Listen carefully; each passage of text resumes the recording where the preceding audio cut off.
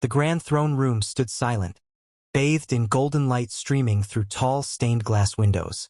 The king had died, and the entire kingdom waited for the next chapter. Alone, a woman in a flowing gold gown stood before the throne. Isabella, once a commoner, now the chosen queen. The royal court whispered behind closed doors. "She's not one of us," said the duke. "She doesn't belong in the palace," muttered the baroness. But Isabella stood tall, her eyes fierce. She had survived more than just gossip. She had survived war, betrayal, and heartbreak. In her private chambers, Isabella opened a velvet box.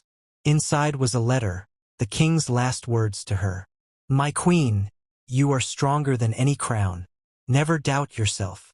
Tears welled in her eyes as she clutched the note, remembering the man who loved her when the world turned away.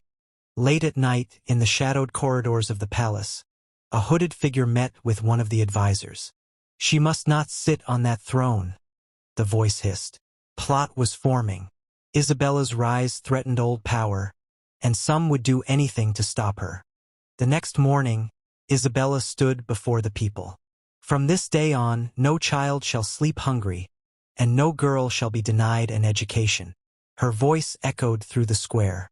The commoners cheered, but behind the smiles, enemies watched and waited. At the royal feast, a silver goblet was placed before the queen. It sparkled, tempting and beautiful, but Isabella paused. She had learned to trust her instincts. With a nod, she passed the goblet to her taster. Moments later, he collapsed. That night, Isabella summoned her council. "Someone in this room tried to kill me," she said calmly. Her eyes met the baroness's. The room fell silent. Then a soldier entered, dragging in the hooded figure from the palace corridor. "Your Majesty, we found him." With the traitor unmasked and the threat eliminated, Isabella stood before the throne once more. The royal crown glittered in the morning sun. But this time she did not rush to wear it. Instead, she turned to the people gathered in the courtyard.